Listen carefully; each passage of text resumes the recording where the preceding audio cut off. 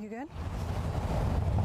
The Brockville Museum acknowledges that the land on which we gather to exchange ideas and share our past, present, and future is the traditional territories of the Haudenosaunee, Anishinaabe, and the Wendat people. Looking around Brockville, it's easy to find many old buildings if you know where to look, and you might find some interesting architectural elements if you look closely. Welcome to Brockville Museum's Building Brockville series, where we will explore some of the different architectural styles that can be found around the city. Today, we are looking at the Neoclassical Architecture style that was very popular for civic buildings between the 1800s and the 1930s. There are various subsects of this style, but there are some characteristics that can be found throughout them all. Here in Brockville, the courthouse is constructed in the neoclassical style. The Leeds and Grenfell County Courthouse is an imposing building which would have dominated the view people had of downtown Brockville from the river in the 1800s.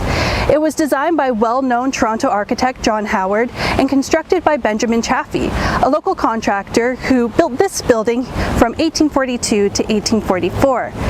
Because this building combined a courthouse, an office, and a jail, the building is a little bit more complex than it would have been if it was just one of those things. So how can we tell that this is built in the neoclassical style? Well, there are a couple different elements that we can look at. First, it was constructed in the 1800s. Its design was influenced by ancient Greek and Roman temples, which we can see through the Ionic columns above the entryway, which are columns with scroll work on top on what is called the cap.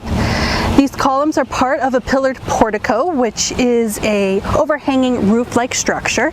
It's built on a massive scale out of stone.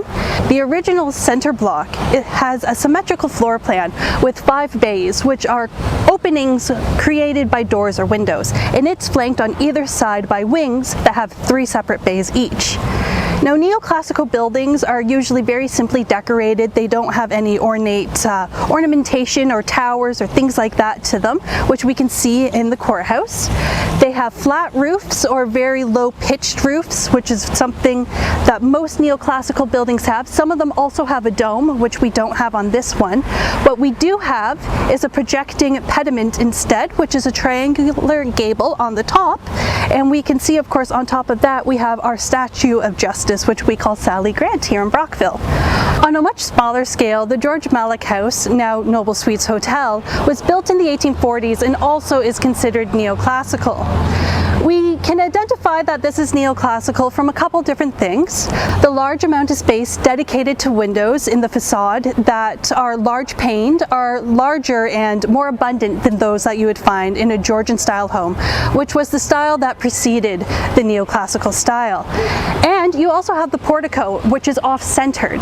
So this portico is a roofed entrance that uses Ionic columns that hold up a pediment, which is the roof portion, and it has a very decorated area inside that pediment called tympanum. When classifying architecture, particularly in rural areas and small towns, it can be difficult as the buildings may be a mix of various different styles, particularly when additions and renovations have happened over the years.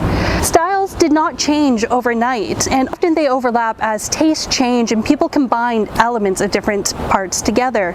And sometimes even the experts disagree on what a building should be classified as. If you are interested in some of the terms that we used in this video, be sure to check out our architectural terms list, which will be beneath the video.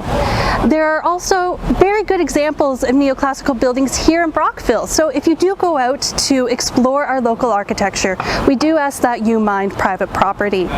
Thank you for joining us as we explore Brockville's architecture today, and next time you're walking around your neighborhood, make sure you look to see what you can find.